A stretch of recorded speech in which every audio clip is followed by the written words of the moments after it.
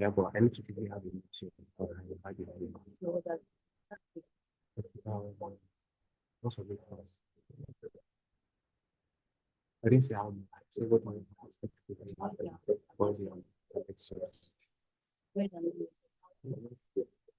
yeah, but I need to okay, maybe I can yeah, my next but I'll let you know when I will be.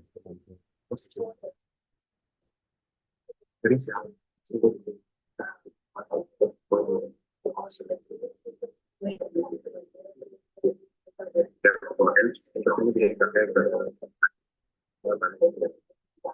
I'll let you know when I will.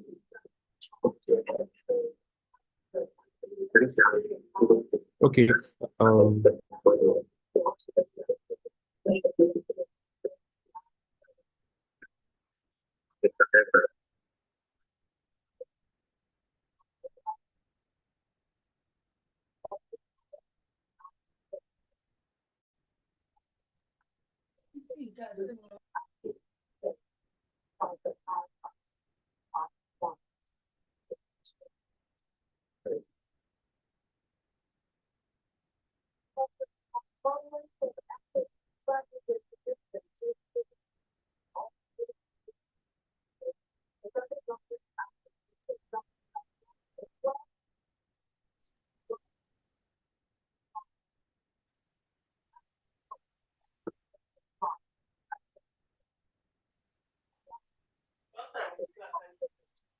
Just 30.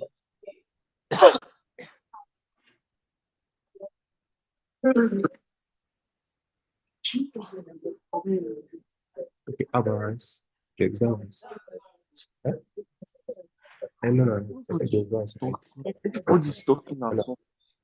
When I'm done, the rise. Yes. Chicken. No, fish. Which one did I do? Yellow rice. Yellow rice.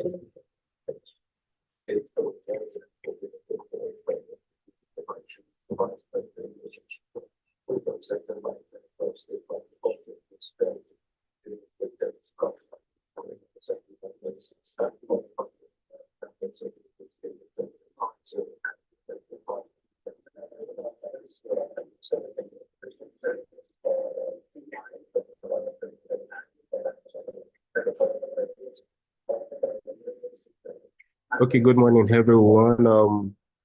Hello, can you hear me? So, can you hear me? So, what? Okay, good. Okay, we welcome you once again to another lesson, another class for today, for the Edu2Work, and also just for us to kick off, we have Dr. Mrs. Folorunsho in the house, Folorunsho in the house, and Ma. So we welcome you once again. Thank you, and you have the floor, Ma. Okay, thank you. Good morning, Mr. Nifemi, and it's good seeing you again today. Good morning to you all, students. I hope you are set for today's session.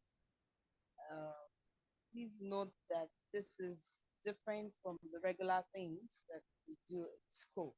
You would observe it, and that's why it's classified under entrepreneurship training. Okay, it's not the being in class and doing this, following lectures and all of that.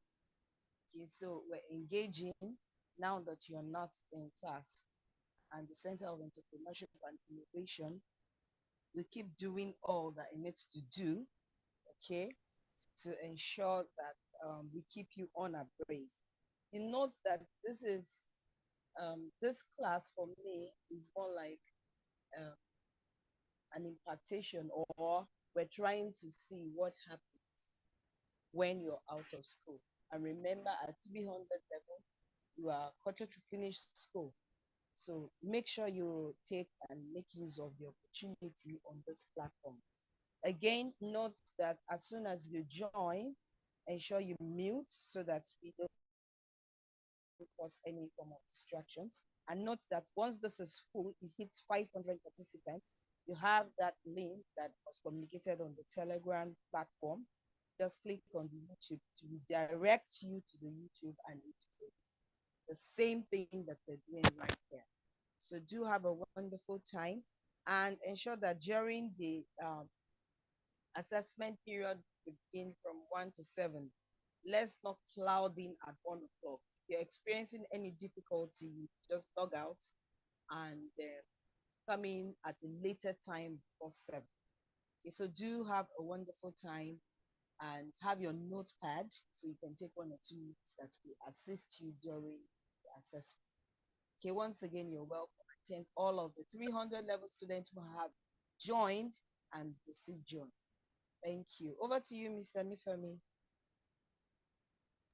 All right, Ma, thank you, Ma, for that. And I welcome you, all the students, once again. So just for the benefit of maybe for those that are in today and we're not around at the last session, which is last week Friday. So I will just quickly reiterate and introduce what the program is all about again, so that you can understand and better equip yourself and prepare yourself also for the learning sessions. The entrepreneurship program this is an entrepreneurship program for higher institution students with Caleb University, and I'm in collaboration with Caleb University, Redwood Consulting. Consulting is reinstituting its Catch Them Young entrepreneurship program for 300 level undergraduate students. Redwood, in a bid to strengthen its strategic proposition as a growth partner for SMEs, we launched this initiative in 2014, also in partnership with Caleb University. So Redwood believes that a perspective tactic to hone this proposition will be to add to its plan of action an initiative that will train and retrain undergrads who are soon to be market entrepreneurs like you today. So an entrepreneurship programs are not new to Nigerian tertiary institutions, and in fact, most schools have departments and faculties that are dedicated to entrepreneurship training. We are fully aware of that in-house, but however, with what Redwood will bring in, what Redwood will bring into the forefront for you will be based on real life training experiences, case study scenarios, and years of expertise, professionalism for you to get that industry knowledge and understand everything that when it comes to the SME journey, and when you graduate from school, if you decide either to enter into the corporate industry, or you want to focus on building your own business, or you want to even work in your maybe your dad's business and the likes. So the whole idea is to support the growth of entrepreneurial and entrepreneurship training in these schools and Nigeria by extension. Our objective for this entire program is one to empower students with the real life knowledge necessary to successfully operate in their chosen industry or become successful entrepreneurs themselves. And two, providing practical insights into the entrepreneurial ecosystem, fostering innovations and creativity among students, encouraging collaboration and networking among students, positioning Redwood as also a true growers of the SME sector. And I know what we have in stock for you. You will enjoy the sessions. And trust me, we already have the speaker for today. His name is Mr. Ifeanyi. And within a couple of minutes, we'll bring him up for you to have a session. And trust me, you will enjoy every bit of it, because he's also an industry expert, and we will share his wealth of knowledge with you. So endeavor all through the class, just like Dr. Folorunsha had mentioned, mute yourself at all times so that you don't distract other people within the class and you don't cause any form of confusion so everyone can concentrate effectively. So let's do that. So in just a couple of minutes now, I will hand over to our speaker for today, which is Mr. Ifeanyi. Entrepreneurs meet a true powerhouse in the business world. Introducing Mr. Ifeanyi Otuya, an expert presenter and negotiator with strong business acumen and exceptional networking skills. Mr. Ifeanyi is Lagos Island's head of sales and trade development and the telecom giant MTN Nigeria. Before taking on his current role, Mr. Ifeanyi held several positions at MTN Nigeria, including Customer Acquisition Manager and DAE Special Account. His remarkable journey in achieving record-setting sales figures and driving business expansion is impressive. With a focus on sales and marketing, as well as ensuring customer satisfaction, Mr. Ifeanyi has made significant contributions that have led to outstanding results. So sit back and get ready to gain valuable insights from a top-performing professional who knows how to make things happen. Let's give a warm welcome to Mr. Ifeanyi Otuya. Okay, so good morning, everyone. Good morning, students. Thank you for making our time to join this session, this webinar. It's going to be very, very interactive, and as well, it's going to be educating. So just I will employ that you get your writing materials. If you don't have any, just to jot some things down. Although, by the permission of Redwood, we'll be able to share the slides with you guys, so that is something you can always go back. So once again, good morning. The course title that we'll be looking at, or the theme that will be, it said, before starting your own enterprise, key to sustainable growth. Growth is important. One of the things that has killed small enterprise business is lack of growth. And we're going to look at some of those indices, some of those causes, and some of those remedies, some of those things you are going to be looking at to be able to have a sustainable growth in your own personal enterprise, whatever it is that you want to go into. My name is Ifeanyi Otuya, and I'll be taking you through this course in a few minutes that we have, maybe 20 to 30 minutes. So just like I said, just get something to write down, and to write down, so that you'll be able to look at these things later and reflect on them as the case may be. So once again, welcome, and let's just go into it immediately. Let's just go into it. The first thing we're going to be looking at is the areas that we're going to be covering. So this material just a clear notice here. No part of this should be used without the permission of Redwood Consulting. So please, even when we share this, and this is just my profile, although I've moved past this, I'm no longer in MTN now, so I'm doing consulting across. I'm looking for other, but this is my former position. I was heading sales and trade development in Lagos Island, where I manage the structure and this distribution channel for MTN. But like I said, I have moved on into some other endeavors in life. And that is why we want to have this discussion, because we know most of you might not want to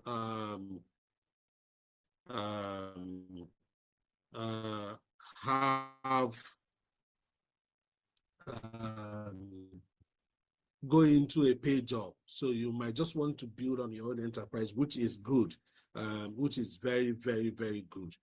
So build on your enterprise and be self-employed. So from the records, there are many students with very good ideas, and that's what we're speaking to, both weak proof of concept or unbalanced knowledge and competencies about other legs to build successful enterprise. That is why we are having this discussion, the journey ahead. That is where the problem is. So we're here today, pure water, bottled water is selling very well. Everybody jumped into it. Oh, we're here today, small chops is selling very well. Everybody jumped into it. You need to prepare. You need to have a structure. You need to have what it takes to build that business. And that is what we're going to take you through this journey. So we're going to talk around 4 things. Tutelage, experience, the power of the structure. I've over the years of my experience, I've said it that structure is key in every business. Any business that does not have a structure is bound to fail. All my life, I've been in telecoms. I've spent over close to 20 years in telecoms. And we have some of our competitors. One of the major reasons we're ahead of them is structure. So another thing we're going to talk about is diversification and growth mindset. You have to have a growth mindset. It comes from the inner mind and the power of networking. This is one of the things we're doing. That's what we're having this webinar, the power of networking and the power of integrity. We'll look at these things quickly before we round up. But I just want to mention something before we go into it. In every field of your endeavor, for every field of your enterprise, there's what we call mastering. You must be a master in that field. Don't be jack of all trade. I want to be here, I want to be here, I want to be here. No, it doesn't work that way. You have to be master in your field, and I've tagged this like mastering. There are 4 things you need to do to be perfect in your area of endeavor. 1, hearing. You need to be quick to hear. 2, see. You need to see and compare. Write. You need to always write. The Bible says that, so I don't know, I'm going to just quote few. It says, write the vision. Write it down. Just like I've said earlier before we started, that if you have something to write, just to jot down some things is important. And number 4 is to say it. No, so what are the key things that aids mastering? We have PDPD, 2 things, personal development and personal discovery. And that is what you are going to do today. You are going to discover who you are. You are going to discover those things that are pertinent to you. You are going to discover those things you're passionate about. I am very passionate about some things and have taken time to face those areas. Personal development is key. Thank God that you guys are still in school. So choose that area and begin to develop yourself. Don't wait until, everything they teach you in school. No, begin to develop yourself. Begin to develop yourself. Begin to develop yourself. In that, if it's data spooling, if it's data analysis you are good at, begin to develop yourself, because in future is going to help you.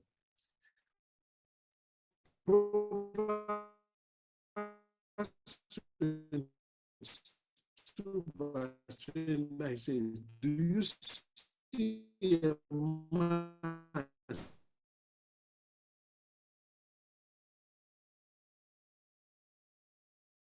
scared men? They will stand before kings. So introduction says, embarking on the journey from graduation to entrepreneurship is an exciting endeavor. Yes, it is. Today, we explore the fundamental keys to achieving sustainable growth in your business. Aspiring entrepreneurs like yourself, especially young graduates, can benefit from understanding this principle and to lay a solid foundation. The Bible says, if the foundation be destroyed, what can the righteous do? The foundation of your business must be strong. And that is where that structure comes in. It has to be strong. If the foundation of a building is not strong, it's just a matter of time. It might live 1, 2, 3, 4 years, but definitely it's going to come down. So we'll look at tutelage experience, the power of structure. This is where we'll start off our discussion this morning. Defining sustainable growth. Sustainable growth in the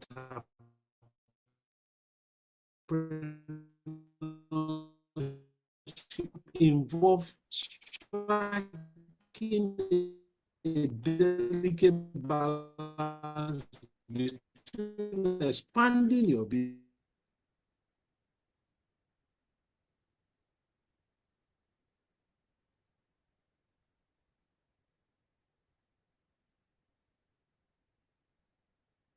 that have expanded in maintain stability. Enterprise is not just about rapid expansion. It is about ensuring that your business can thrive the long run. Let's explore what sustainable growth means in the context of starting your own venture or your own business. It's all about sustenance. It's all about standing the test of time. Okay. So in entrepreneurship, a structured approach is paramount for sustainable growth. So it has to have that structured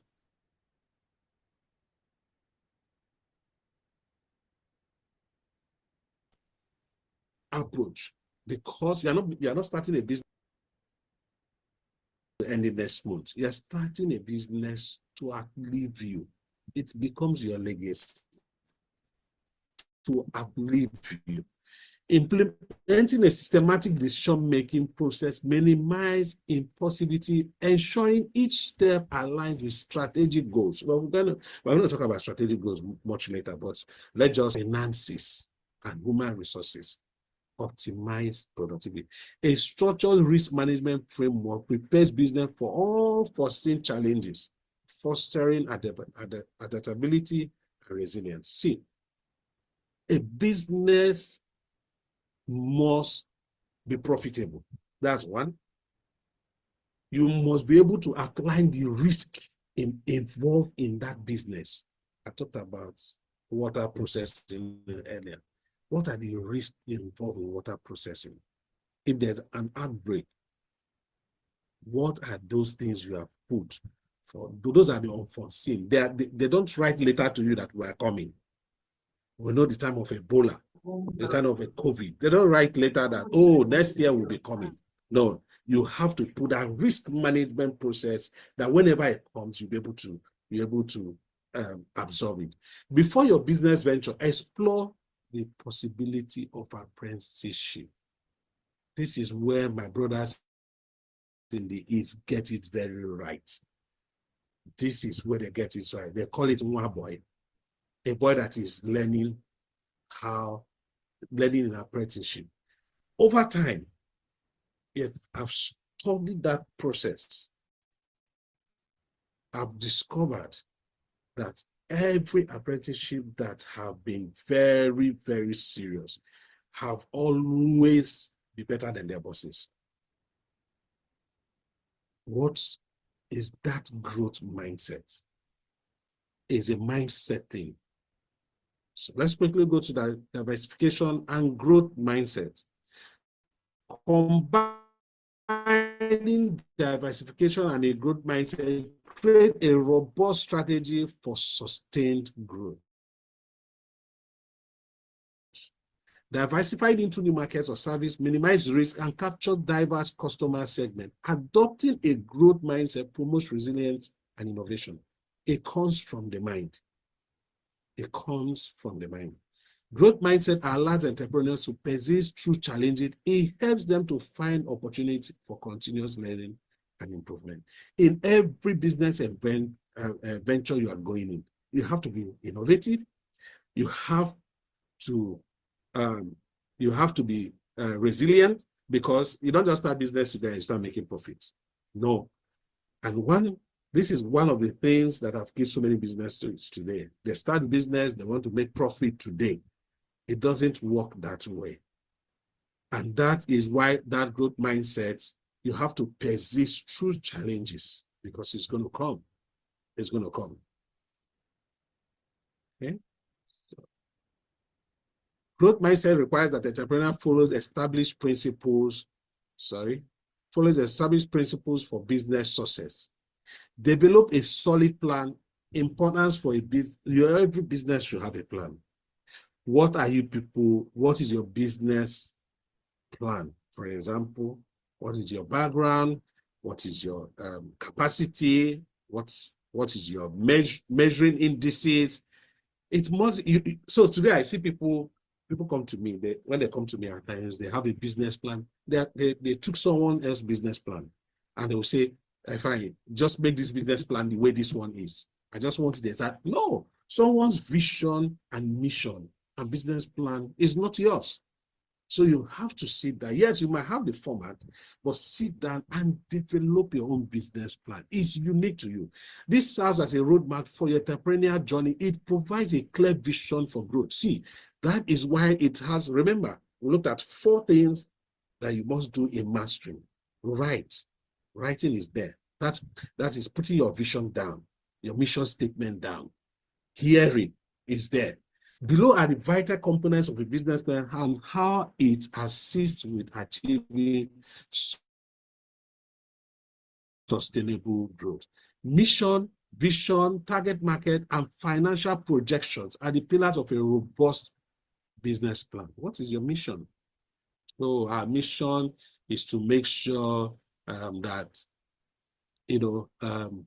we reach every customer at their own convenience. Whatever it is, carve it out and work towards it. That is your driver. That is your mode. There's, in engineering, there's what we call a mode. A mode is something that you have built to use to carve a shape of an object. It's always different. There are different kind of modes. So it's always different from objects you want to carve. Your mission and vision cannot be someone else. So you have to have it. What target market are you looking at? What specific target market are you looking at? You must streamline. Don't say, oh, we're just everywhere. No. What market are you looking at? And your financial projection, because this is going to help your operational cost. Your financial projection is going to help your operational cost. How much you want to be spending on monthly basis, stationaries, salary, and all that. This is going to help you. Are the pillars of robust. Understanding the meticulously, detailing these elements will not only attract investors, but also keep your business on track. It's very important to keep your business on track at all times. Financial literacy for entrepreneurs. Importance of financial literacy. So we're going to talk about finances a little bit because this is also one of the things that have killed some businesses today. Financial literacy is the cornerstone of every success of an entrepreneur. Let's not get it twisted. We're in business to make money. We're in business to make money. So being well-versed in financial concept empowers you to make informed decisions. Even if you're not a financial person, get an expert to be able to help you with your finances. You have to look at your books. You have to, from time to time, look at your books. So I see some people, the way they run businesses, I've looked at some entrepreneurs, I've looked at their books. It's not well structured.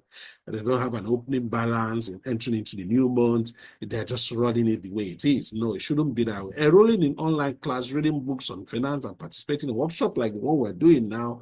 Also see various financial literacy apps for offer variable resources to help you grasp and apply financial concepts effectively. Like I said, at the beginning, yes, you can do that, but I do all this. You can get an automated Excel sheet.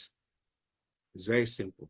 You can get an automated Excel sheet where you input your incomes, your capital, and automatically the Excel will help you project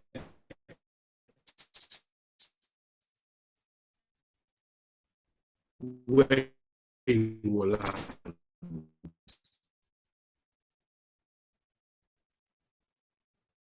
And that can help you to manage your business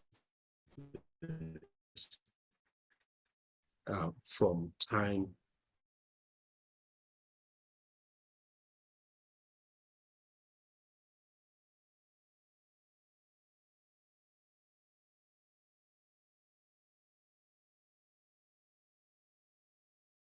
to you see the all the AI you stay abreast to the latest thing or something that is disrupting the market. You need to stay with the trend. ChatGPT is there as well. You need to stay with the trend on what technology is doing. This will also help you in your quest to take you to where you want to be in your entrepreneurial skills. Adaptability and innovation, navigating change. We cannot rule innovation. In the business and in the world we are today, innovation is what is driving the difference. So you see the way people pack their small chops now is different. It's not the way you and I used to know it earlier. Before they serve small chops in nylon, no. Today now they pack it in a very good pack that is very enticing. When you see it, you know, you just want to. So innovation is key. The business landmark is dynamic, and adaptability is key to a sustainable growth. It's dynamic, it's vast. So you need to be able to adapt to the changes and also bring your innovation game to the table. Foster a culture of innovation, develop a culture of innovation within your business, foster creativity and a problem-solving mindset. Case studies of companies that successfully innovated for growth will provide practical insight. You can also go to online and go for, and Google Harvard reviews. You see there's a section in Harvard Review where CEOs make comments. CEOs, because as an entrepreneur, you are a CEO. So you read those their comments. It helps you. It helps your mind. It broadens your horizon. It helps your mind to navigate on how people that have been ahead of you are navigating the storm. You know, there was a day I was watching. I was just watching the pilots speak. And, you know, I don't know the pilot. I don't know. That was the first time I know that pilots talk to each other. Pilots of different airlines talk to each other. So, for example, if a flight has taken off by 7 a.m., and maybe it's a flight of 6 hours or 7 hours, yeah, is ahead already, and I'm about to take off by 10, they put a call to that flight that have taken off to say, how is the road? I was shocked. They said they do that. So you must listen to the comments of other CEOs, what they have seen ahead, so that you don't make the same mistake as you're coming behind. Is important. Establishing a strong brand, importance of branding. High level is by level. If you brand your product very well, when people see it, they are in tune to buy. A strong brand is a valuable asset for many business or any business. Branding goes beyond just a logo. Establishing a solid brand identity and positioning can set your business apart in the market. We've talked about how people brand the small chops packs and all that and make it very enticing. There's a saying in our business that says high level is buy level. When you put it in a place that my eyes can visit to it, it's already a sold product. So your branding must be out. Your branding it's not just a stamping logo, no. You must speak to the affinity on the minds of the buyers. In the digital era, having a professional website and active social media presence is also very critical and vital. Of course, you are students, you are in school, you know what the power of social media. You know what that, and I want to believe that you students are much advanced in that area than us that are in the millennials world. You people are much more so. Social media is very, very apt for you to drive your brand as well. We'll look at customer-centric approach, understanding your customer needs. Success in business is rooted in understanding and fulfilling customer needs. Real-life customer success stories, testimonials will illustrate the impact of a customer-centric approach. There's a time I did customer satisfaction index. When we went around, we asked people, how is our product? We wanted to get true feedback. It wasn't a survey, it was one-on-one engagement. We wanted it raw that way, so that we can be able to serve them better. So in your business, giving customer-centric approach is key. What do they want? Not what you want. What do your customers want? And they buy your product. as they lead onto your product, what is there? What do they want? Seek for feedback from time to time. Do survey. Surveys are very simple. Just go to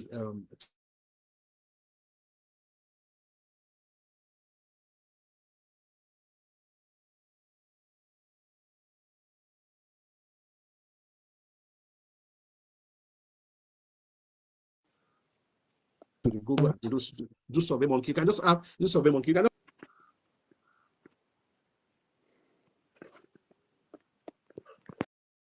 having you is to you because you students are the future of our generation. I know this, but in this part of the world, I discovered that feedbacks, people don't take feedbacks well. You know, we had a meeting on Sunday, and feedbacks were just, people were getting angry. You know, in that meeting, people were getting angry. Oh no, no, feedback is key for you to have a successful business, for you to be a top-notch entrepreneur. You need to take feedback with an open mind. Nobody is not an abuse. It's just to say, this is how I see your product. Take feedback is key. Thank you. So the power of networking. This is very critical because building a strong network is key for every entrepreneur. You cannot be one man standing alone. You cannot be one tree in the whole forest. You have to build network. And I just want to speak more to this because today, if you check all businesses across the world, you can see there's a handshake. You can see a lot of collaborations. You can see a lot of, because people are beginning to discover that risks are better shared together. When we put our funds together, it's better. The risk will be shared instead of I sharing the risk alone. So collaborations are good. And this is where the power of networking comes in. Don't just say, oh, it's me, myself, and myself alone. No. Power of networking is key.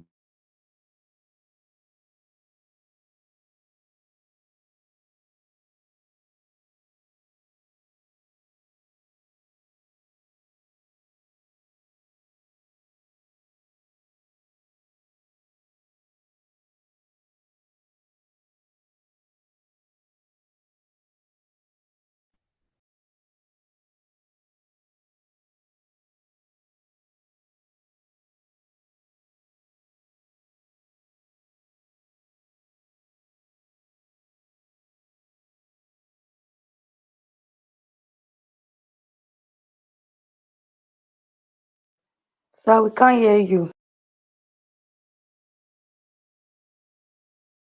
Yeah, I think you got disconnected.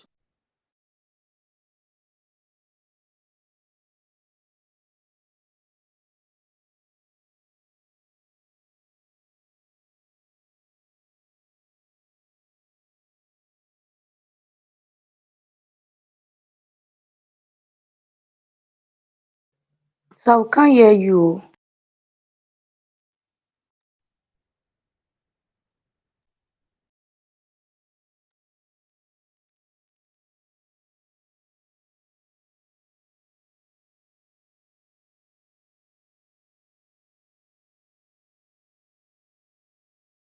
Future and to put network. And I just want to speak more to this because today, if you check all businesses across the world, you can see there's a handshake. You can see a lot of collaborations. You can see a lot of, because people are beginning to discover that risks are better shared together. When we put our funds together, it's better. The risk will be shared instead of I sharing the risk alone. So collaborations are good. And this is where the power of networking comes in. Don't just say, oh, it's me, myself, and myself alone. No.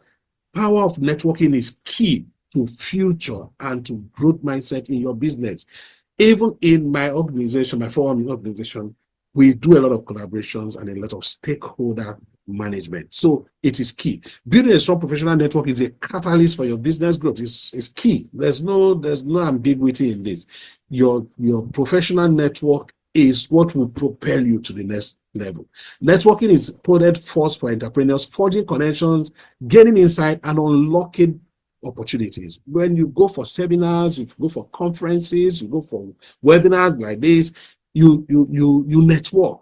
Look at people of like minds, people that think like you think, people that are projecting the way you're projecting. By the time you put those energies together, by the time you put those mindset together, it comes out big. Okay, so that networking is important. Strategic alliance formed through networking can provide valued resources, guidance, and access to new market. Networking also opens door to is limitless.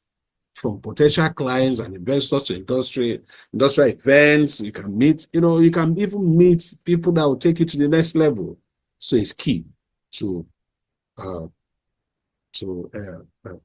growth mindset and entrepreneurship. Power of integrity. The power of integrity. Types of mentoring. Individual mentoring. This includes formal goal-oriented discussion between a junior person seeking advice from more experienced senior. For example, a high-level executive selecting a mentoring is key. Mentoring is key. I talked about like minds.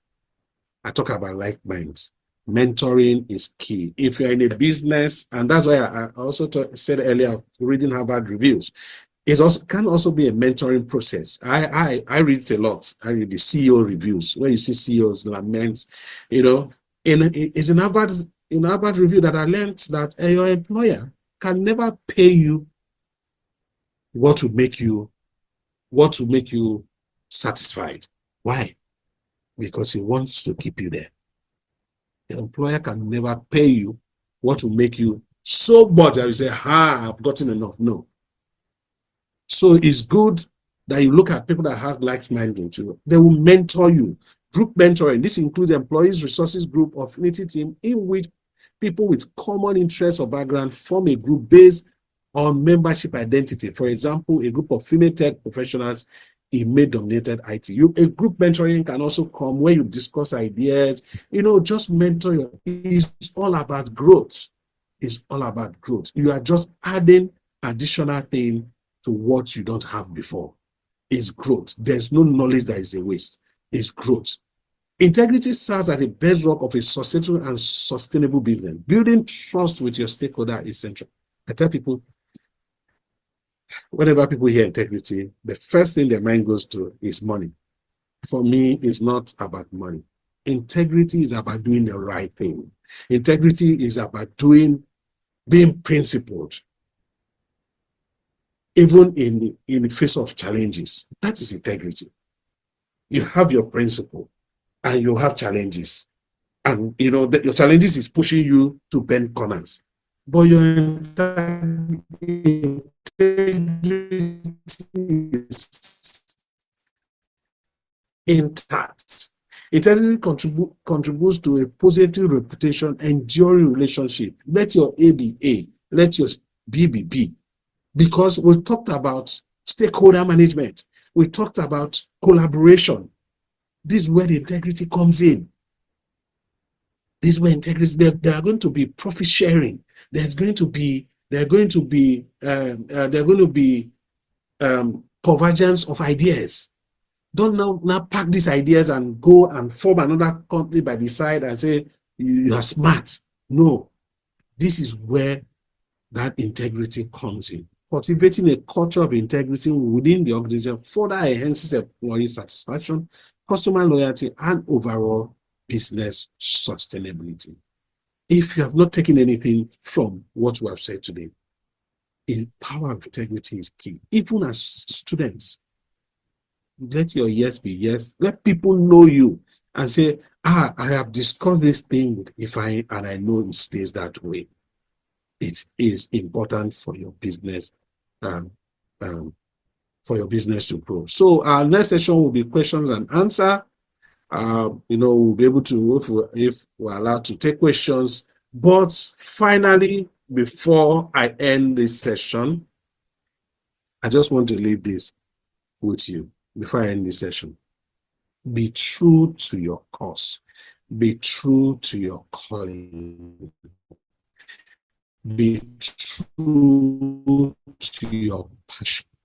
Be true to what you believe in, not what someone else believes in, not what another person's passion, not someone's call. What is your call? I leave you with that. It's not something I want you to answer to me now. It's something I want you to deliberate on. Sit down. Have a quiet moment. What is my call? If you're able to answer that question, your journey to a great entrepreneurship has started. Thank you so much as I await your questions, and God bless. Thank you.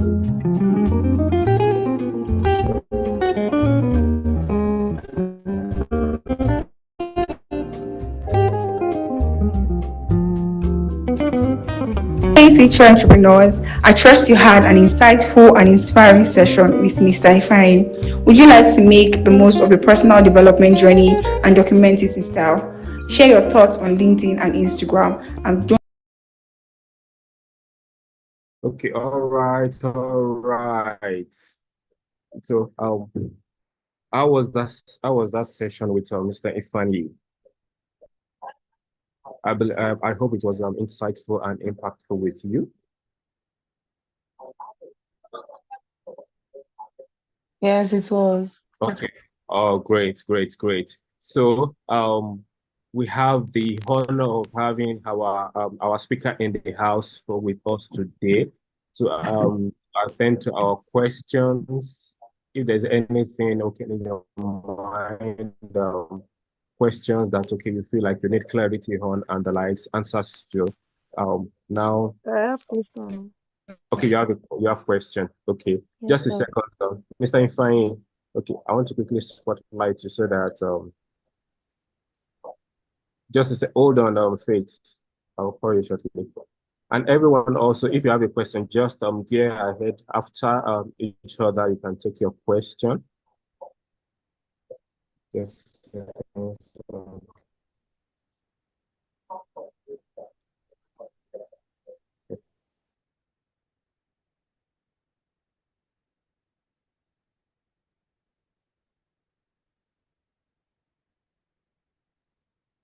okay.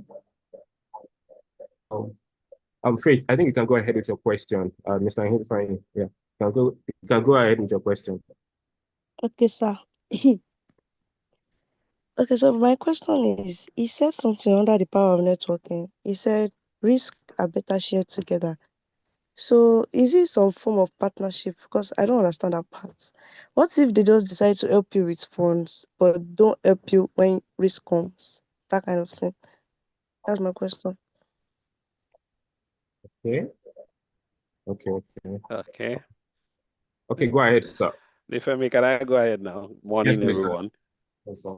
Okay. Thanks, Faith, for that question. Yes.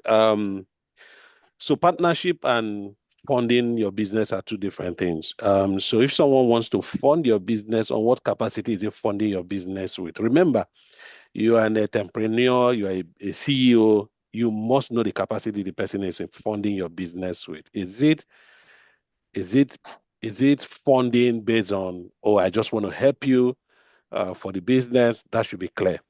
Is it borrowing you that fund? That should be clear. Remember, as an entrepreneur, you must also be smart. You don't want someone to fund your business and comes later to say, oh, I was part of that business. Oh, Faith, last month I gave you some funds. Automatically, I'm part of that business. So be clear on what that partnership involves, that there is an agreement, maybe an MOU, a little document to say we are in partnership together, 60-40, 50-50, 70-30.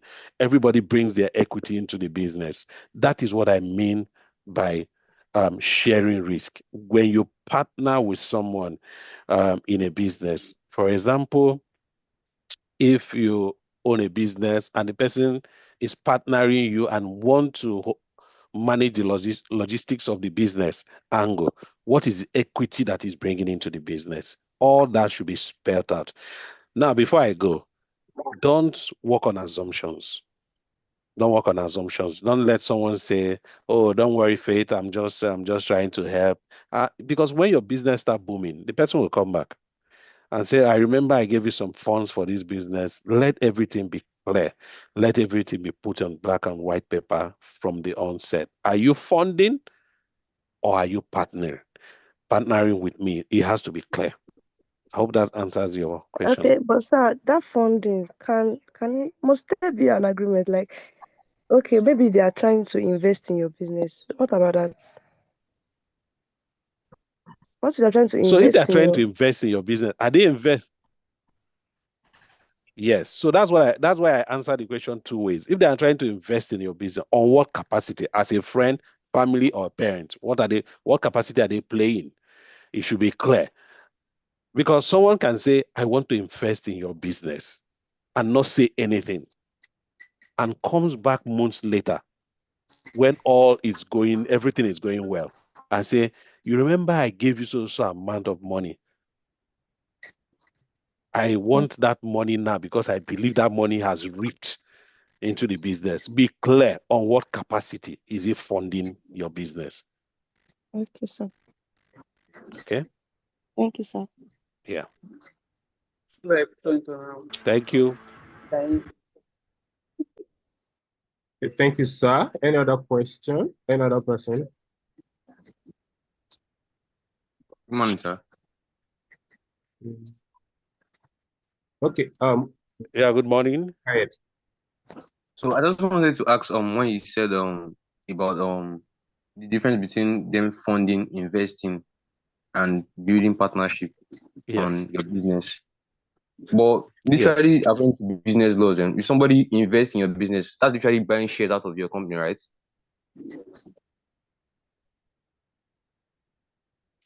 Yes. So you exactly, that's what it means. You have to know what exactly is in giving you funds for. People come in pretense. So I might just come to you, "Oh, we are friends." I don't want to say anything because I want to minimize my risk. And I said, "Take 500,000 and invest in your business."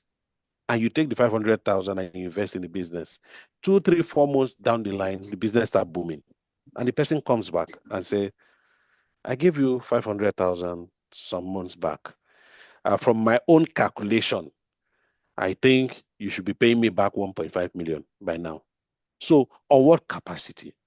If he's investing into your business, yes, you want to know where he wants to come in. You can say, "Okay, my business worth 5 million. So the 500,000 you are bringing shows that you are only taking 5% of my business." And you keep it that way so that in profit sharing, you only give him 5% of the profit sharing. So let it be clear on what capacity the person is coming. You can have a written one-pager. Sometimes when we say agreement, people think it's a document. You can just have a one-page document that is an agreement. If I gave me 500,000, it is a loan. I'm supposed to pay him back so time in future, and it's meant to be a loan. Don't work in assumption, especially when it's a business. Don't work in assumption. Yeah, you can do assumptions for other things, but when it's a business, because in time past, I've seen that when the business start profiting and all is going well, people usually come back, and they come back and they will fight dirty, and that will kill that business. So from the onset, be smart. Thank you, sir. Thank you. So I have another question. I'm so sorry. Go ahead. Go ahead, please. Okay, sir, you said something. You said it is what customers want, not what the entrepreneurs want. What if there are sometimes that the Yes. entrepreneurs have to stand their ground that this is what our company is for? Because there are some customers that are not easy to deal with. So they try to bend what they want just for them to get Okay. what I don't know if you understand what I'm trying to say. So something like that. Yes, I do. So So like when I say what customers want, I'm not referring to one person. Okay, go ahead. You are not done. Right. so maybe in a situation whereby someone is in trading, someone is trying to sell something, and they are trying to, Mm-hmm. this is what the price is, something like that. And they are believing that, oh, another person sells it like this, another person sells it like this, but this is my company, this is what I sell. So it's Mm-hmm. about what it is about my profits now, Mm-hmm. not about you again. So like, how do we make the customer to know that is Mm-hmm. what I want to Mm-hmm. collect from this thing, not you, that kind of thing. Okay. Okay. So your question is in two formats. You've talked about pricing. So, when we say what customer wants, we're talking about value. So, and we're not referring to one customer. So, but let me take let me take two of them. Let me answer you in two different ways. When it comes to pricing, you have to be competitive. And what do I mean competitive? If you check, you are students, and I want to believe you have cafeterias in your school. Of course, your school is a private school, so I don't know if you have cafeterias. So let me use something else. Maybe if you look at Chicken Republic, for example, Yeah. and you look at, okay, you have cafeterias, Yes, different ma'am. ones in your school. Yes, sir. Yes, sir. Good. If you look at the pricing, everybody have benchmarked their pricing at the same level. Why? If yours is far ahead of others, there must be a value you are providing. Either every time everybody comes there, there's AC, there's something, they take out another. But in the pricing world, you have to be competitive to remain in business. You have to be competitive to remain in business. If you're not competitive, and what I mean competitive is you have to sell within the range of what other people are selling. Maybe it's slightly different, but within the range. Once you go off the radar and start selling yours high, the economy now, as they say, is not smiling. And people are going for low pricing, reasonable value. Now, let me not say low value, reasonable value, low pricing, reasonable value. So you must be competitive in the market. Now, when I say what customers want is the value you are giving. For example, um, if you are in the I want to use an example that you guys will be familiar with. Um, Okay, so let's also still use food, for example. If you're in the cafeteria business, maybe quick service restaurants, as we used to call them, what value are you giving? What do your customers really want when they come to your outlet? There must be something they want. For example, your customers might be coming and be asking you things like, do you do swallow in the morning? You say, no, I don't do swallow in the morning. No, all I do is I just, in the morning is breakfast. I just do bread and tea. That is what you want. But your customer is asking you that when they come in the morning, they want to do swallow. If you don't provide that, you're going to lose those customers. So I'm not talking about, I hope you are getting my thought process. So I've talked about Yes, sir. pricing, but I'm talking about value, what you're offering. That's you have to offer what your customers want. So sometimes your customer will say, I want to eat eba in the morning. That's what I prefer. I'm not into this tea and bread and all those stuff.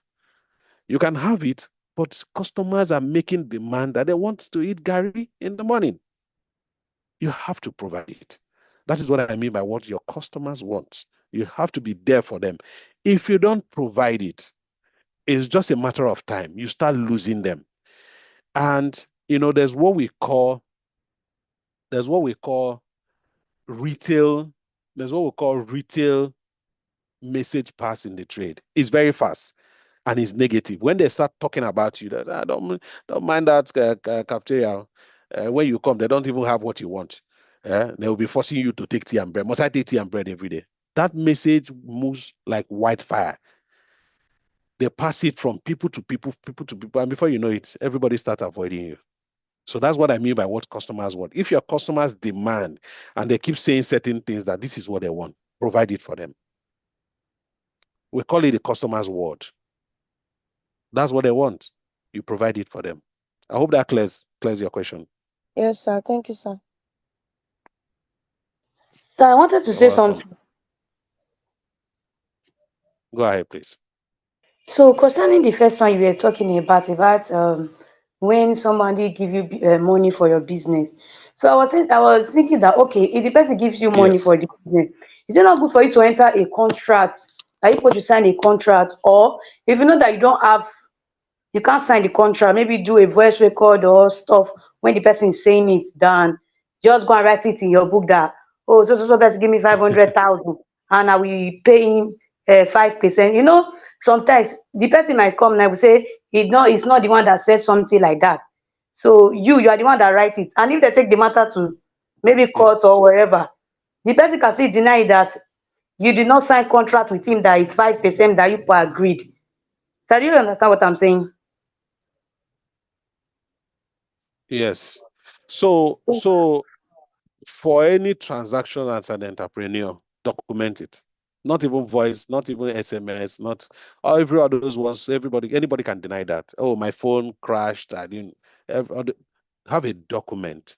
He has one, you have one, duly signed by both of you, and each page is signed. That keeps you safe. Even if he says he misplaced his own, you have his signature and his name, where he signed and the date with you. So with that, you can prove your innocence anywhere. So always document, not voice recording. Document. Like I said, there are templates online. Just go to Google. Just type agreement template. There are so many. It will pop out. You can print out one, modify it to your own business. And as the person is giving you fund, you say, okay, I want to be transparent. I don't want issues. I don't want you sign this, I sign this, you hold one copy, I hold one copy. This is when I will pay you. This is what it will accumulate when I will pay you. And everybody is clear. Remember we talked about integrity. Everybody is clear. You keep your copy, the person keeps his copy. If possible, make a third copy and give to a witness to keep for you as well. It is always better to use agreement. Thank you. Thank you, sir. All right. Nifemi, any other question? Okay, I think there are a couple of guys. I can see Shadrach, Ant raised, and Dr. Luashel, Dr. also raised their hand. So Doctor, do you want to go first? Okay. No, All right, let the let's go. students go. Let the students go first, then I go after them. Okay. So Shadrach, you have the floor. You can go ahead. Shadrach, so Okay, good morning. I have a question. It's more like I'm seeking good an morning, advice from Shadrach. you. So let's Okay. say you start a business. This thing you spoke about types of mentoring and financial literacy. So with financial literacy of a thing can go sideways. You might get bad source of information and good source. So if we're in a situation where the business is going downwards, what do you think we can do to the business to prevent it from going downwards, or what we can do when it's already going downwards? Okay. So thanks, Shadrach, for that. When your business is going downwards, or maybe you're not making profit, and the first thing to do is to reevaluate your business strategy. What are you doing wrong? So sometimes people are not, will I say they are, I don't want to say they are ashamed, or I'm trying to use a better word. Maybe they keep on hoping. If your business, you are not making profit, go back to the drawing table. What is wrong with the strategy we're using? There's no harm in hurting the business for 1 or 2 weeks, or, to look at your strategy again and say, okay, probably this is what we're doing wrong. Go back to the drawing board, look at your strategy, look at your vision, look at your mission. Are you in the right place? Are you situated in the right place? Sometimes the location of our business is very wrong.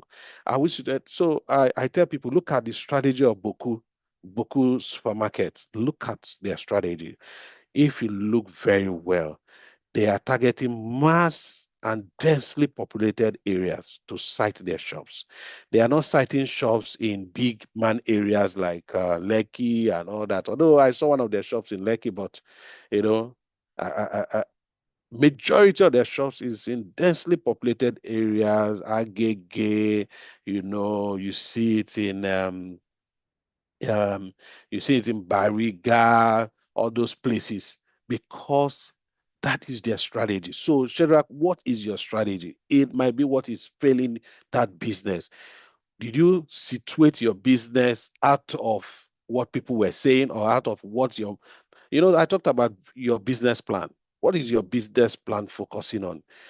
Sometimes we duplicate other people's business plan. It's not meant to be, because your vision and mission is different. What you want to achieve is different.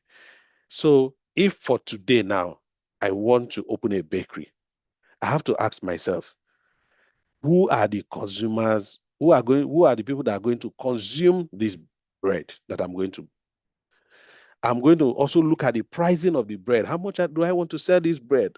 Where best location do I think I can situate this bread and people will afford to buy it? You have to check all that. And that's where your business plan comes in. All this will be in your business plan. Once all this is in your business plan, you start taking them step by step. But to answer your question straight, if your business is going down, there's no shame in it. You can hot process, go back to the strategy table, look at your strategy. It might be what is failing. Check your operational costs, check your staff strength, check your, where is this money going to? Look at your books. Once you look at your books, you will see, because it might be your operational costs. Sometimes businesses go down due to operational costs. Due to your operational costs. Maybe your utility bills are high, your staff strength, you are paying a lot, so your profit is being eroded into what you are using to run your business. So you have to go back to the table and look at it. It might take 3 to 4 days. Look at it critically and make those adjustments. Then you come back again. So many people have done it. It's not a bad thing to hot process for a while, come back again and continue production. Shadrach. Okay, thank you, sir. Thank you. So, I think Doctor, yes. All right. Thank you very much, Mr. Ifai. Thank you for sharing your wealth of knowledge with the students. Thank you. So I heard something very interesting Thank you. during your lecture, and it says integrity is about doing what is right. It's not just about speaking the truth all the time. Yes.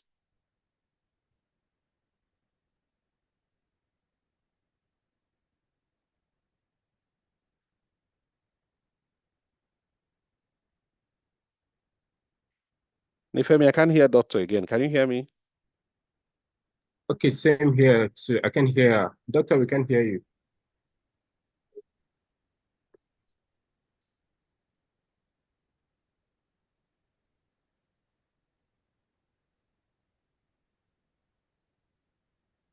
Hello, we can hear you. It must have been maybe possibly network from our end.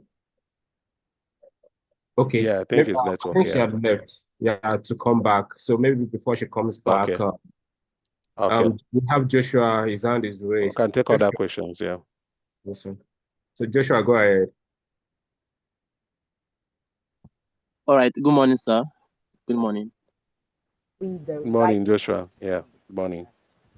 Okay, I have a question about. You said you must sign a contract if you are about to do a business with someone now, and you want someone to just put money hold into on, your Joshua. business. You have to sign a contract with the person, Joshua. right? So is there anything like a legal contract, or all contracts are legal? Hello? Yeah, I think Doctor was back. I wanted to, but I don't know. Doctor, yes, I can hear you. Doctor, are you back here? Are you back now? Yes, I am. Should I mute? Okay, we lost you a bit. Okay, so Joshua, just hold on. Yes, let's just finish with doctor. So please, Ma, come again with your. We lost you a bit.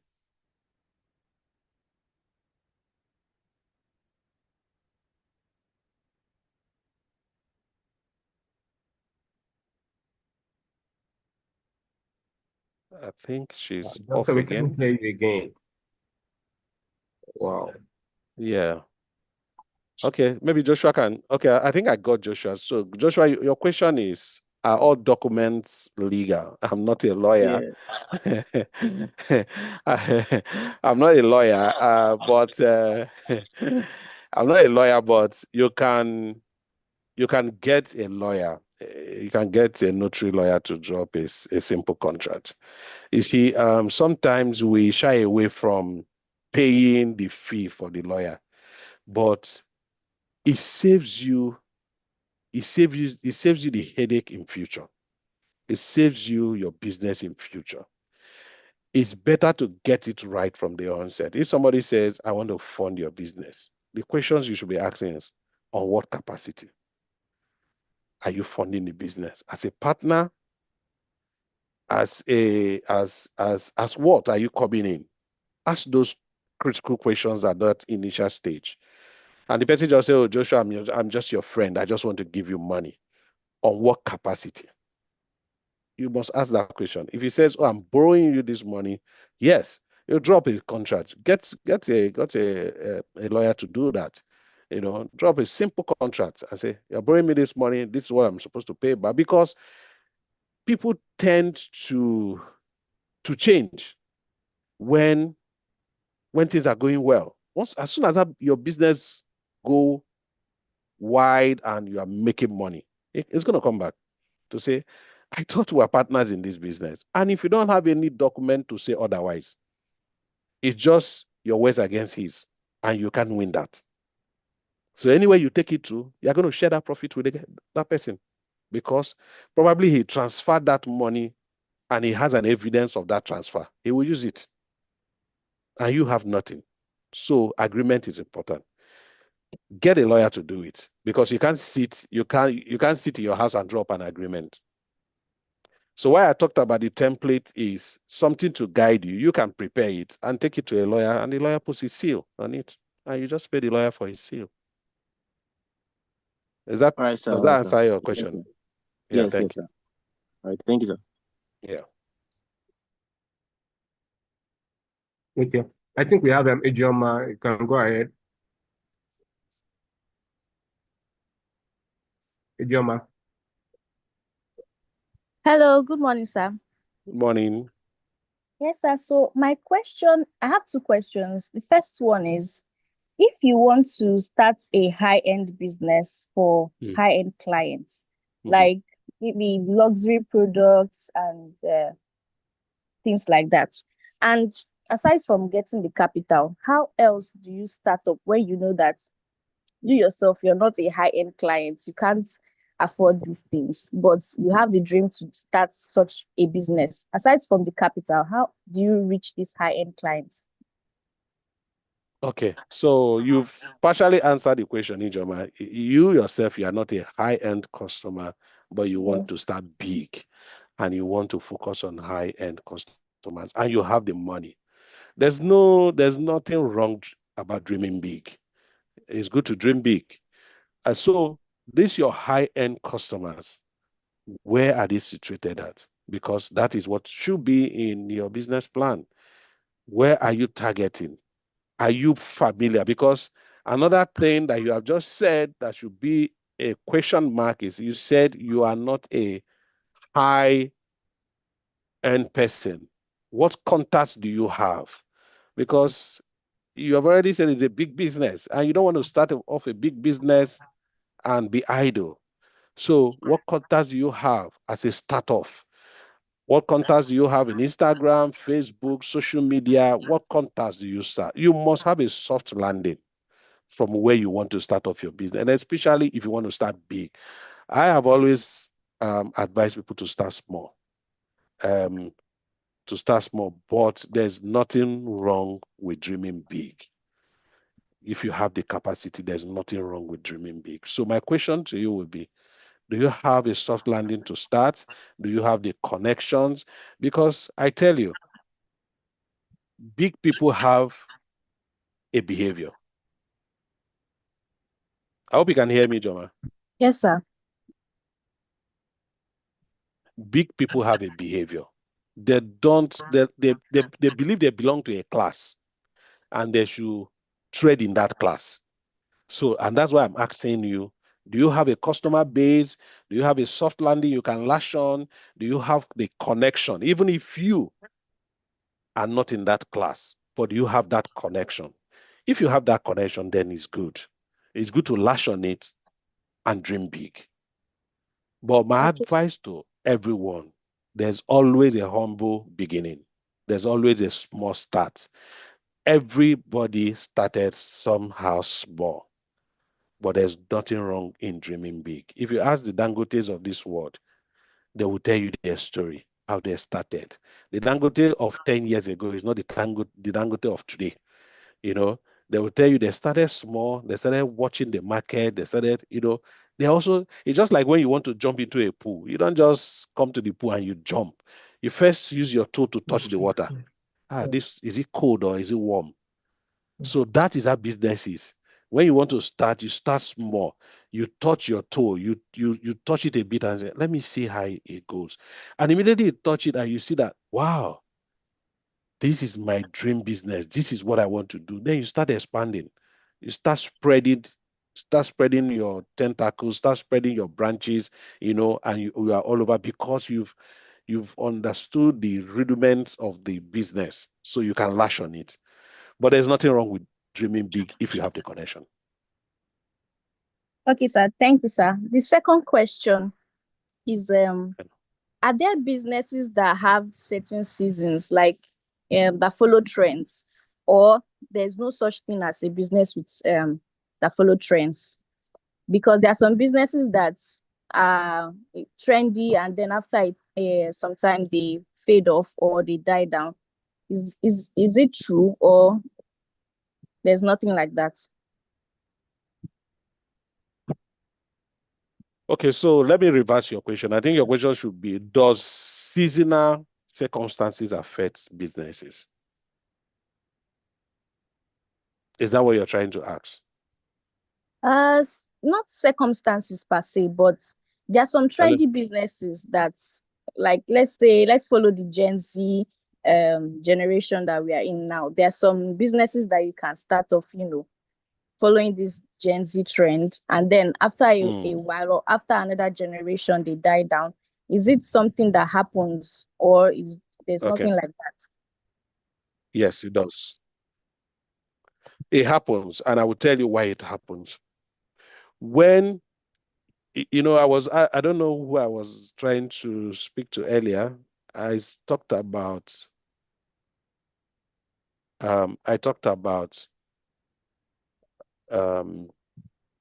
innovation in your business. In my presentation, I talked about innovation. You innovate and you do what customers want. And you've just stated it out. The Gen Zs are on this fast lane. They are on the fast lane. So if your business serves the Gen Zs of this world, you also will be fast in your innovation. You need to churn out innovation. You don't just have to stay in one place. Oh, I've opened the business. We're just in one position. No, the Gen Zs are on the fast track. So your business will also follow that fast track. You have to be innovating. You have to open your ears. You have to open your eyes. You have to read. What are the new things that are coming into the world of your business? What are the new things? And you keep innovating. You keep innovating to meet with their demands, because their demands are changing on a daily basis. So you have to innovate as the time goes. If you don't do that, they're going to leave you behind, because they're on the fast track. The Gen Zs are on the fast track. They are not like our people, our generation. The Gen Zs are on the fast track. So you must keep innovating. You must keep listening. You must keep your ears on the ground. You must keep reading, and you must be well informed to keep innovating. your business, keep changing the narratives. If you are serving this way and you see that they have started acting like this, you should be able to quickly adapt into the new systems and keep innovating to continue to meet with their demands. The Okay, reason sir. why those businesses die is because they stop innovating.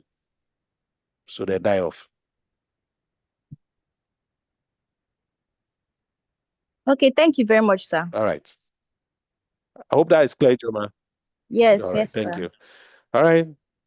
Nifemi, Okay. I'm not seeing the hands. Maybe you help Okay. me if you have any. All right, sir. Okay, I think the next person that we have there is Olu Dolapo. You can go ahead. Olu Dolapo. Okay, thank you. Like the previous question from there, I actually have a question. Well, my question has to do with small startups and business ventures. I wanted to ask that, like, for example, if you start a business as a university student or someone maybe in 100 level or in year one, and you don't have enough factors, maybe labor and capital, but you just start it anyway, though, and everything is there. So if you want to partner with a company, maybe a very large company that they are already known all over the world and things like that, they won't actually, give you funds and everything. Even if they want to partner with you, they will tell you because your business is a little bit, it's not really on their class because someone said something like that here. They won't partner with you. So, okay, let me give an example. For example, like Facebook now. Mark Zuckerberg originally invented it as face mash. Yes. So the thing was that Harvard later closed down face mash because they thought that it's a little business venture and it was started by a student. So why should they allow it to unravel and things like that? So what I want to say is that are there ways that you can bypass maybe as a startup CEO? They may actually think it's sole proprietorship, but it's not sole proprietorship. It's just that you don't have enough factors of production and put like that. So are there ways that you can bypass it, then maybe enable your business to grow after some time?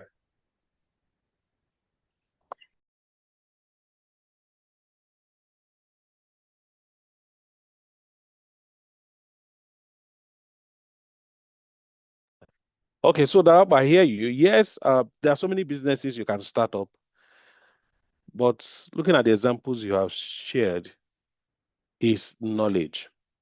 When you start up a business, and that's why I said earlier, try to write your business plan yourself.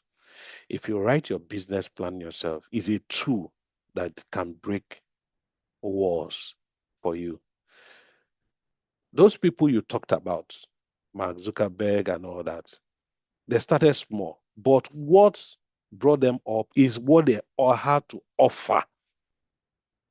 Now, looking at the example you gave, yes, the big companies might not want to pay you because, yes, we look at, okay, who is Dolapo? We don't even know him. His name is not ringing bell. But Dolapo has a value that he's going to bring. The company can absorb you. Remember, it has two ways. If they cannot partner with you, they can absorb you and say, Dolapo, come into our business and come and show us what you do. And if you prove that you are good as you claim to be, then we can go into partnership.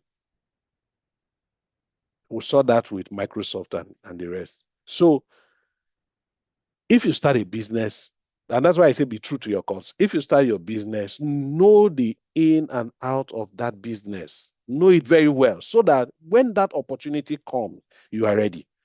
When the opportunity comes, you can key into that big organization and prove your worth. They can absorb you. Most times it's to absorb you.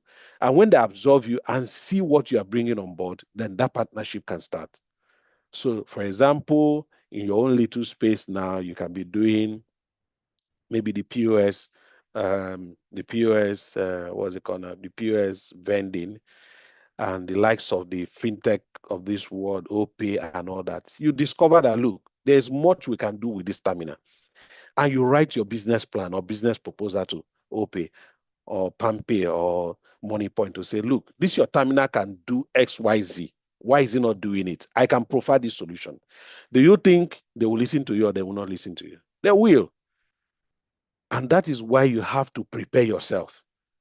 That you have to bring something to the table that is valued. Partnership takes a lot. Partnership is not just, I say it, they agree. No, you have to bring value to the table. And that value will be tested. And when it's tested and it's sure, the way sky is just the beginning. So you have to be good at what you do. So my advice to you, if you are doing any business now, look at what those companies does not have today. Look at the gaps in those companies that they are not seeing today, and do a plan, do a business case for it, and approach them. They will listen to you. So many people have done it in the past. They will listen to you.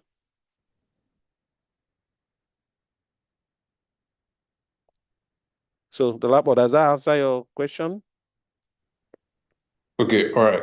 Thank you, sir. But I just wanted to just one more thing. The things are okay. Let's say that you try to open like an e-banking system, like OPay or PAMPay, for example, now, and let's say, I think a speaker said that we have to be smart, and because I think someone asked the question that if someone wants to give you money, and like how would I put it, if someone wants to give you money, and you have to be wise, because the person may say that, okay, see, I give you money and that means I have some part of your business or something like that. But what I'm saying is that, what if maybe you finally just you're able to create or start up a business that actually catches a bigger organization's eye, so they now imbibe you into their business?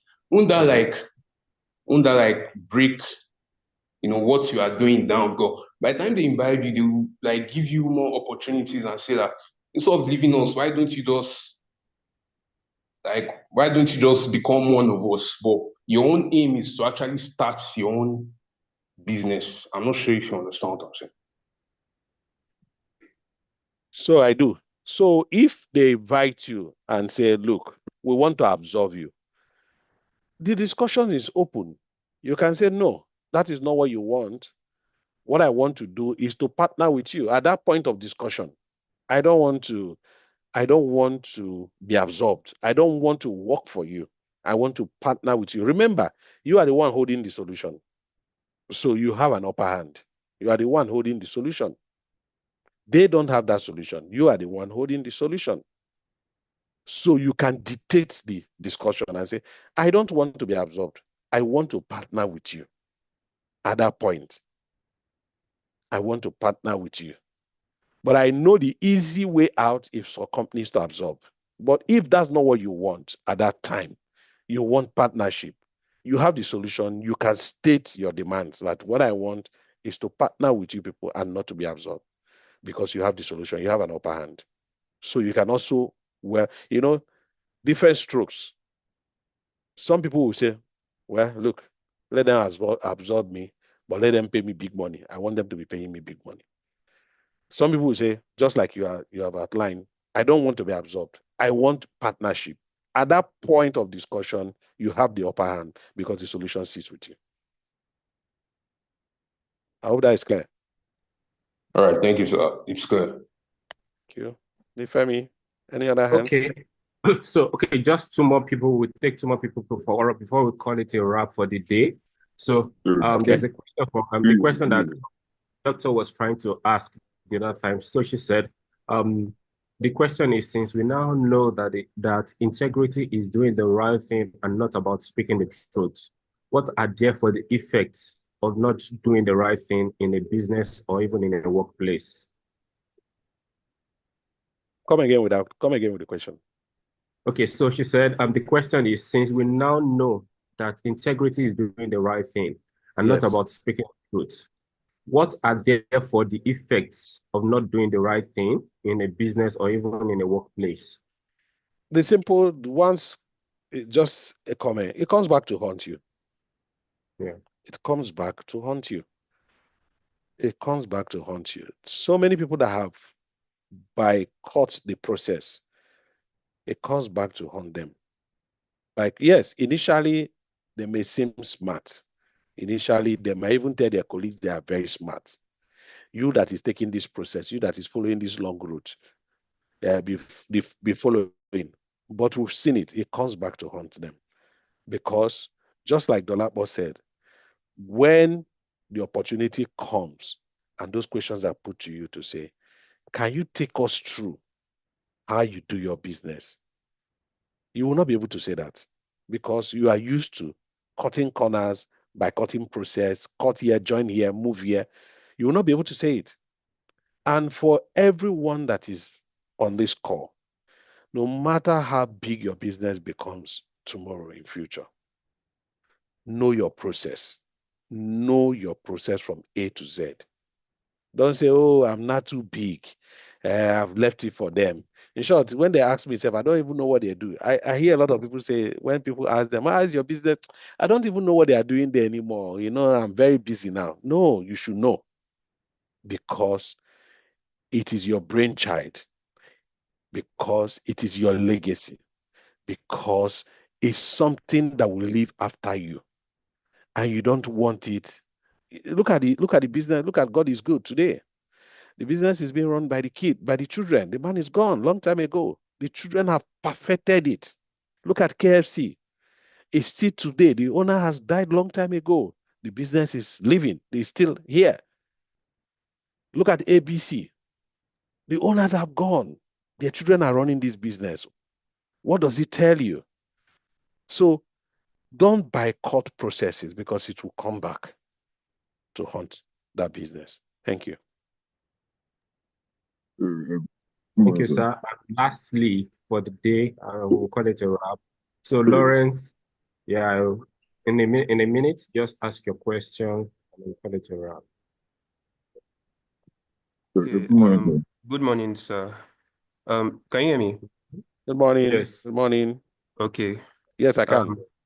Thank you, sir, for today's session. The question I want to ask is, do you think this when someone says something like, let's say somebody wants to start up a business now, and then but you don't know where to start, you don't know what to do, and then someone says something like, "Oh, do it afraid," or do it without having all the answers, that kind of thing, because sometimes like you might think, oh, doing a business is a good idea. It's better than like working under somebody and all these kind of things. So you think it's a good idea, but you don't know necessarily what you want to sell. You don't know where you would even start from.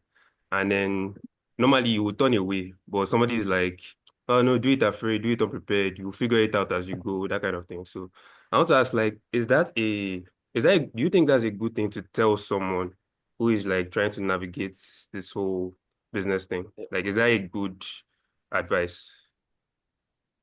It's not a good advice. There's a purpose why you're going into a business.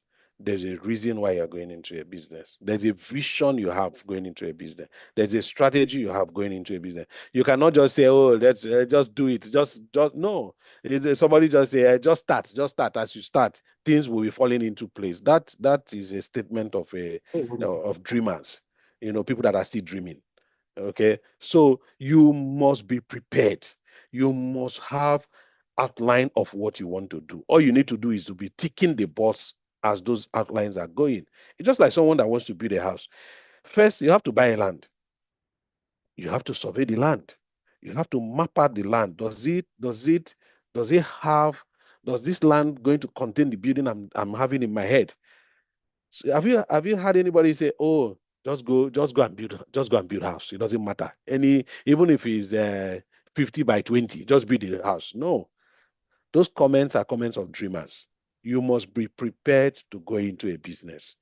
Yes, you might start small. The comment will be start small and nurture it to grow. But not just go into it without a vision, not just go into it without a strategy. The way you go into it is the same way you come out of it, because You have no strategy. You have nothing. If you watch critically on some businesses, I've just mentioned Boku, but watch critically. Maybe after this session, begin to even their bookies in your neighborhood. Begin to watch where they are situated. Begin to watch shops around your neighborhood where they are situated. It will begin to tell you that people had an afterthought before they open those shops. There's something they have seen. There's a gap they have seen. When you see people open shops, they have watched the crowd. They have watched the population that comes from a certain area that they need to cut off and manage them. So it's an afterthought. It is well thought through. Sorry, not afterthought. It's a well thought through process before you can go into a business. So please, that comment is not a good advice at all, because the way you rush into it, that's the way you rush out. Yeah, as you're saying it now, it's even clear to me. Sorry, sir, Hope it's clear. can I ask one more thing, just quickly? Yes. Okay, I don't Right, want to say this from the angle of let me not even try at all, but you as an experienced businessman, like, do you think entrepreneurship is for everyone? Or are there some people who they might just be better off, let's say working with a team or collaborating with other people? Maybe business is not necessarily their thing. Or do you think everybody has something in that space, or do you think it's not for everybody?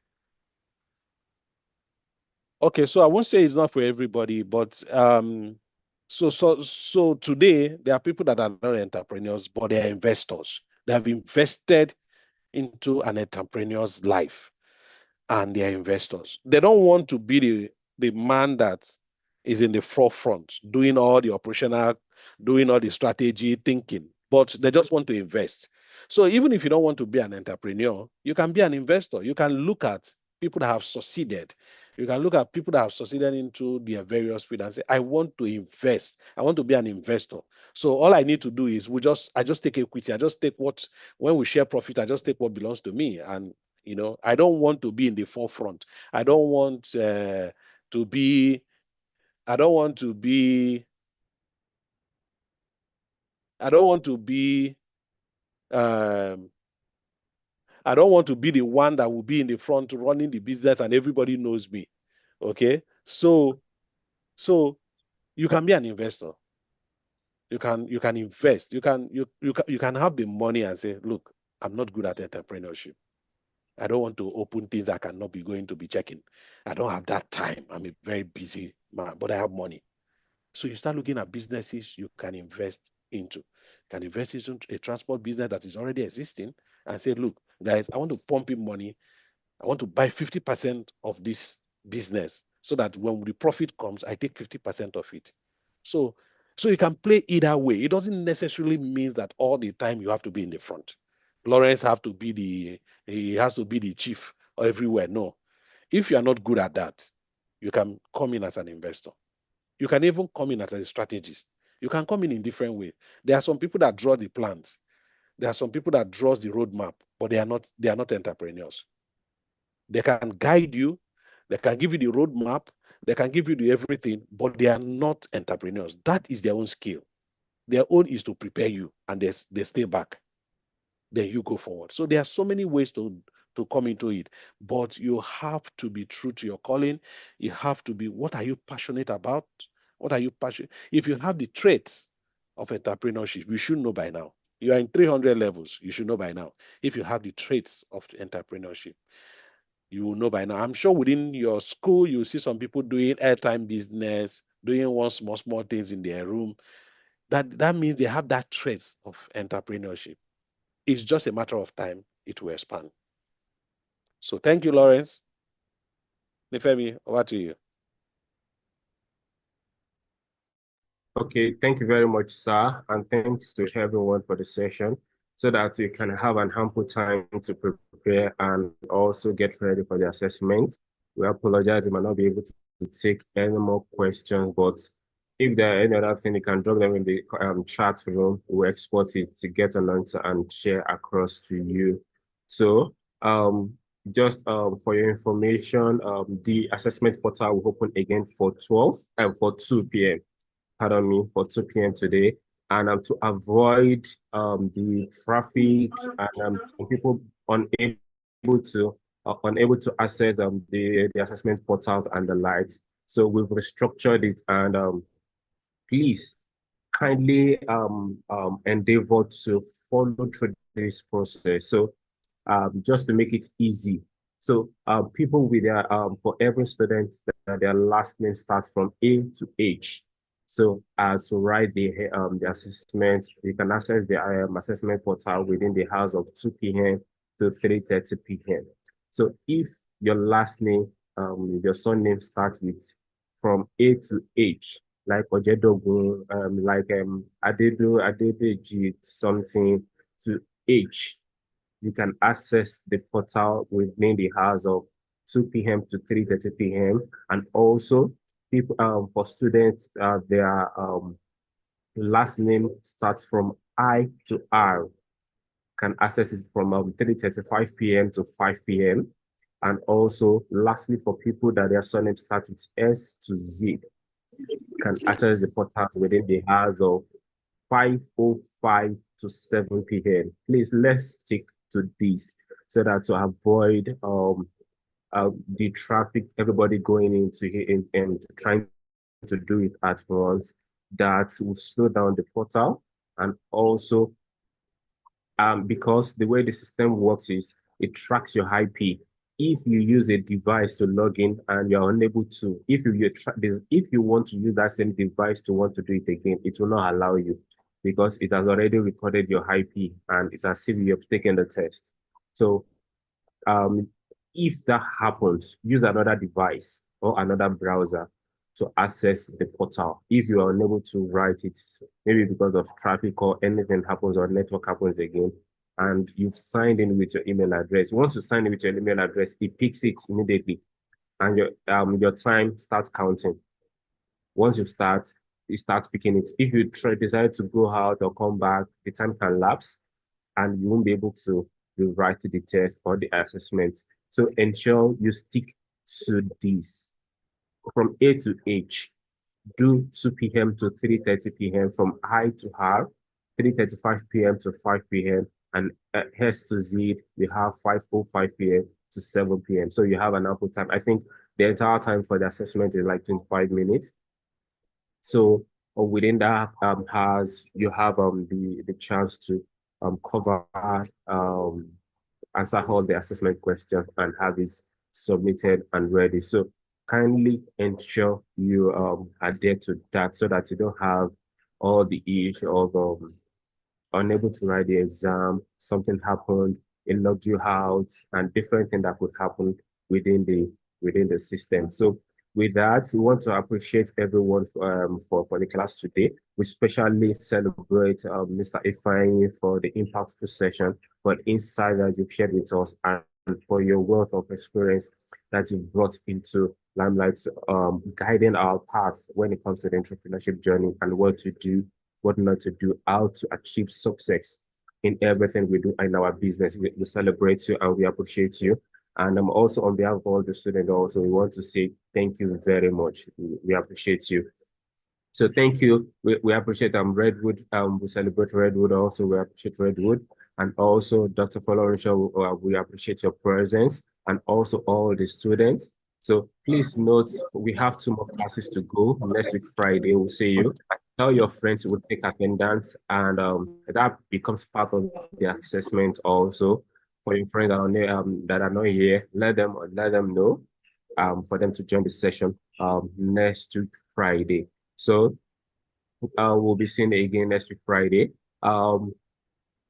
Any other information will be passed across to us on the Telegram channel. Just stay watch on the platform to see any information that needs to be passed across, so we can call that a wrap for today. Doctor, I don't know if you have any information to pass across to the students before we end the meeting. No, not really. Everything is okay. All right. Thank you very much, Ma. So, and thank you very much, everyone. So we'll see you again next week, Friday. Assessment portal will be open for 2 p.m. Thank you. Bye, everyone.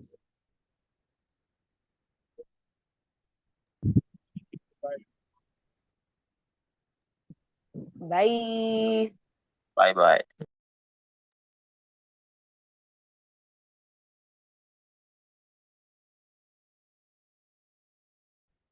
No, go sleep. Never.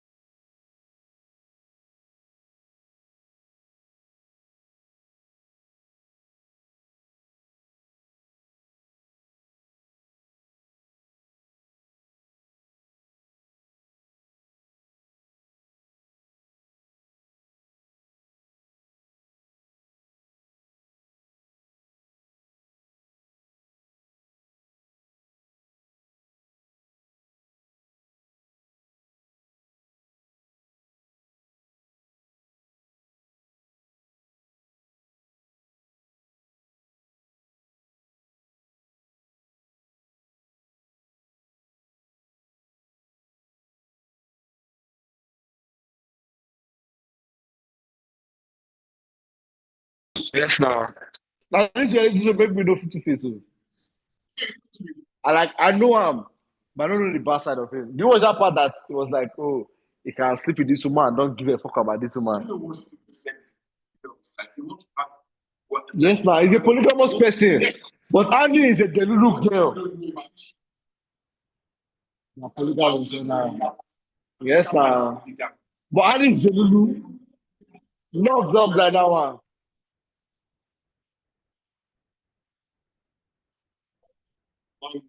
Yes, now. Yes, now.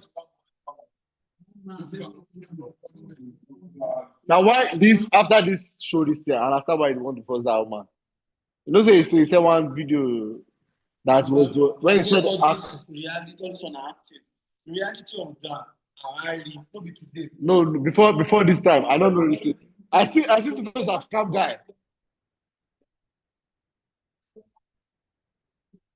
Yeah, I don't know Two-Face before, I'll not lie. But this reality show that make me know Two-Face. Two-Face was not Two-Face. I did not. Yes, that's the thing. If it's like if his music career not blows, that's the truth. As Two-Face come and say, Baba, I mean reality. I mean like, no one would let no be say they hack my account. If now you come and say, yes, everybody will support her. Yes, now that's the thing. That's the thing.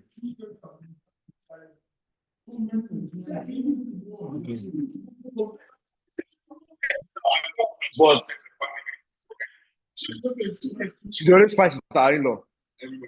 I know. I know about that one. She knows this fight. But I don't know that she's a drug before because that man, I'm just to show.